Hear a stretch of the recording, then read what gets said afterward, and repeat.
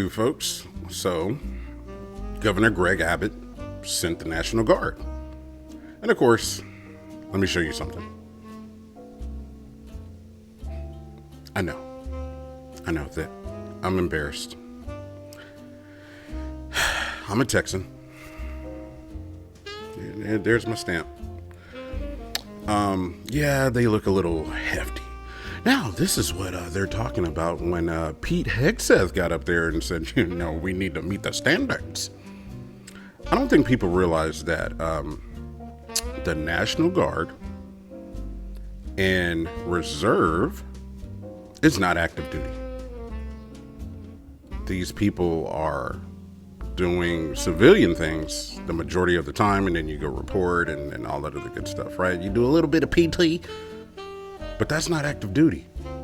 If you look at active duty, the majority of them don't look like that. I don't think people realize that. They're like, look at our military, they're fat, and this is what Pete Hegseth was talking about. And National Guard and Reserve is not active duty. But anyways, I want to play a video of Suji. I think that's, I know I said it wrong. I'm butchering it, but this is along the lines that everything is pretty much political, everything across the board, right? So she's talking about, somebody being upset that she doesn't talk about food anymore and that she's talking about politics more and more and more, right? And I kind of fell into that because a lot of people felt that, I'm talking about nerd stuff, or my, Popcorn and Pork Rinds is a nerd channel. And I keep telling people from day one, it was a multi-topic channel.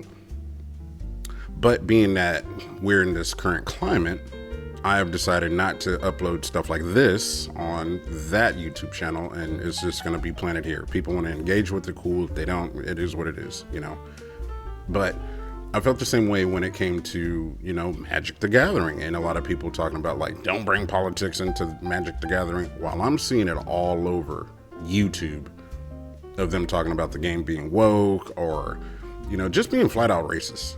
Like, I mean, it's a thing. And people are saying, well, when you get on the internet, you should expect that. I should expect people to not allow that shit or make excuses for it.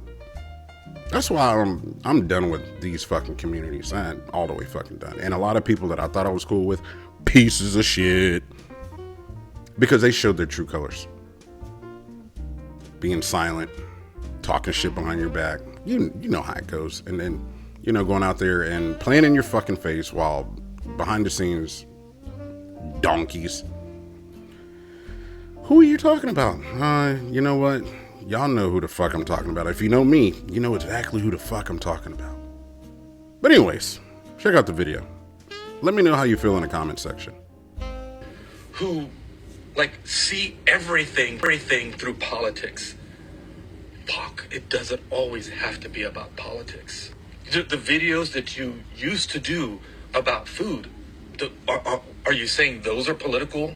Yeah. I wish I had 11 toes so I could stand 11 toes down on the fact that I think food is political. This should go without saying. Of course, food can also just be comfort, mindless eating. It can be a celebration. It can be a memory. It can be a tradition. It can be all of those things too. But it can also be political all at the same time. All of those things are happening at the same time. And not just that I think it's political, I know it's political, and it's always been political. I was angry at first when these videos were starting to come out because I think people are just so intent on being obtuse. But I don't want to do this video angry because I think this is really important. You think Christopher Columbus set sail just for shits and giggles? No, he did it for spices. Then came colonization. While they were in the Americas and they found spices, they also found things like tomatoes and corn and potatoes and cacao. Then those foods reshaped the world. Tomatoes that had once been thought to be poisonous became the heart and soul of Italian cuisine. The potato, right? It's just food. It fed most of Europe until the British decided to use that to starve the Irish. Food being used as a weapon? That sounds political to me. And you even see that today with the man-made famine that's happening in Gaza. Enslaved Africans during the transatlantic slave trade were forced to grow crops like corn and sugar to fuel Europe's wealth and to grow America's economy. That seems pretty political, doesn't it? Speaking of slavery, the enslaved Africans also brought with them things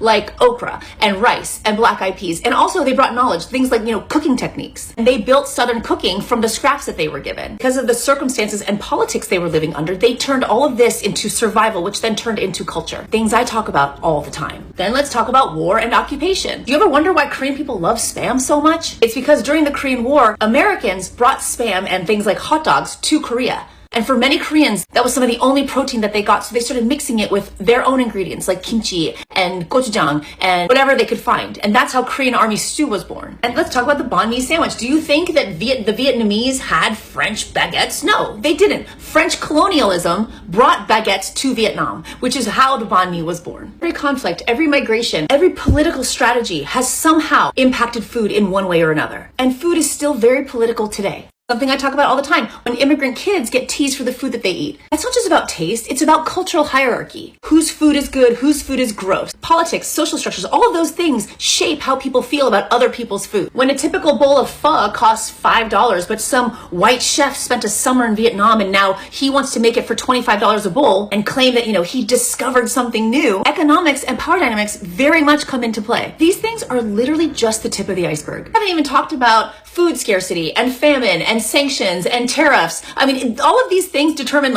who eats and who doesn't. Who eats one thing, who eats something else. So yes, I still very much believe that food is political. Food has built empires. It has started wars. It has carried people through survival and slavery and now drives globalization. Food is political. It has always been political. It will always be political. Whether you decide to acknowledge it or not, that's up to you. But again, you're never going to change my fucking mind. I don't care how many times you call me a bully. You don't have to agree.